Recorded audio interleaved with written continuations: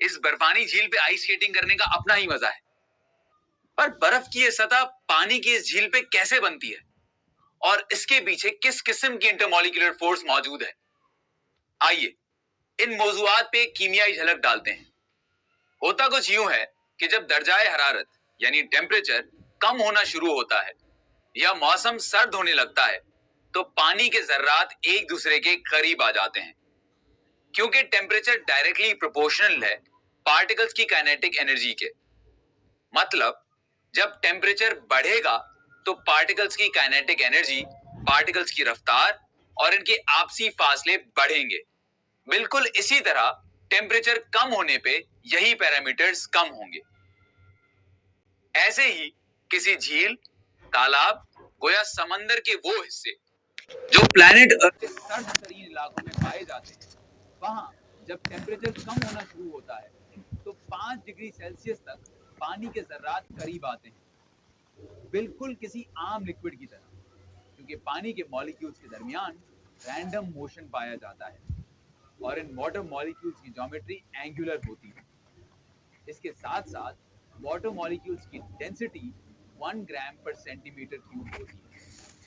पर 4 degree Celsius से 0 degree Celsius तक वाटर मॉलिक्यूल्स एक अजीबोगरीब बिहेवियर पेश करते हैं, जिसे एनोमलस या पेक्यूलियर एक्सपेंशन ऑफ वाटर कहा जाता है, यानी पानी के मॉलिक्यूल्स का खिलाफे आदत फैलना। 4 डिग्री सेल्सियस से 0 डिग्री सेल्सियस तक पानी के मॉलिक्यूल्स के दरमियान हाइड्रोजन बॉन्डिंग अपना असर शुरू करती है, जिनमें partially positive charge 2 hydrogen atom जो एक वाटर मॉलिक्यूल में मौजूद होते हैं, दूसरे वाटर मॉलिक्यूल के पार्शियली नेगेटिव चार्ज ऑक्सीजन को अट्रैक्ट करते हैं और यूं वाटर मॉलिक्यूल की एंगुलर ज्योमेट्री तब्दील होती है टेट्राहेड्रल ज्योमेट्री में। और इस तरह वाटर मॉलिक्यूल्स के फासले यानी इंटरमॉलिक्यूलर डिस्टेंसेस बढ़ना शुरू हो जाते हैं और हाइड्रोजन बॉन्डिंग के बायस वाटर मॉलिक्यूल्स के दरमियान हेक्सागन शेप्स वजूद में आते हैं। और 0 डिग्री सेल्सियस पर पानी के मॉलिक्यूल्स मुकम्मल तब्दील हो जाते हैं बर्फ में। क्योंकि बर्फ के मॉलिक्यूल्स के दरमियान हाइड्रोजन बॉन्डिंग की वजह से फासले ज्यादा होते हैं, जिससे बर्फ यानी आइस का वॉल्यूम बढ़ जाता है तो डेंसिटी कम हो जाती है। क्योंकि डेंसिटी इनवर्सली प्रोपोर्शनल होती है वॉल्यूम के जब भी आइस फ्लोट करती है वाटर पर, क्योंकि आइस की डेंसिटी पानी से कम होती है जो 0.971 ग्राम पर सेंटीमीटर क्यूब होती है। अब चाहे वो आइस क्यूब हो किसी ग्लास ऑफ वाटर में या आइसबर्ग हो किसी ओशन में। बर्फ और पानी का ये सारा कमाल हाइड्रोजन बॉन्डिंग से जुड़ा है। इसकी वजह से बर्फ की एक तय बन जाती है ठीक पानी के ऊपर। तो आइए जरा हाइड्रोजन की इस कशिश को समझते हैं। जैसे कि हमने जाना 20वीं सदी की शुरुआत में डायपोल्स का तज़किरा आम था।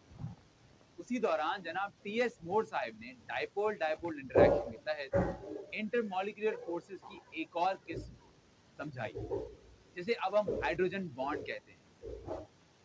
हाइड्रोजन बॉन्डिंग में किसी भी पोलर कोवेलेंट मॉलिक्यूल का पार्शियल पॉजिटिव हाइड्रोजन एटम दूसरे पोलर मॉलिक्यूल के पार्शियल नेगेटिव एटम से इंटरैक्ट करता है, जो सिर्फ और सिर्फ टॉप ऑर्डर के इलेक्ट्रोनेगेटिव एटम्स होते हैं, जिनमें fluorine, oxygen and nitrogen atoms शामिल हैं।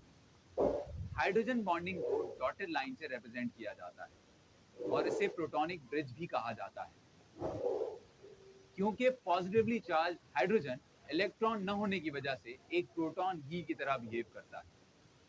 अमोनिया मॉलिक्यूल्स के दरमियान पार्शियली पॉजिटिव हाइड्रोजन एटम किसी एक अमोनिया मॉलिक्यूल से दूसरे अमोनिया मॉलिक्यूल के पार्शियली नेगेटिव नाइट्रोजन एटम को इंटरैक्ट करेगा और यही सिलसिला जारी रहता है हाइड्रोजन फ्लोराइड में और दीगर मॉलिक्यूल।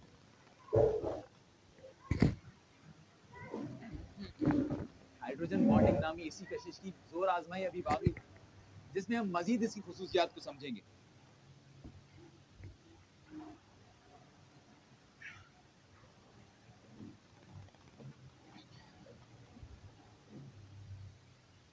तब तक के लिए आप अपनी जहनों की केमिकल रिएक्टिविटी जारी रखिए। मैं चलता हूं, मिलते हैं नेक्स्ट वीडियो में।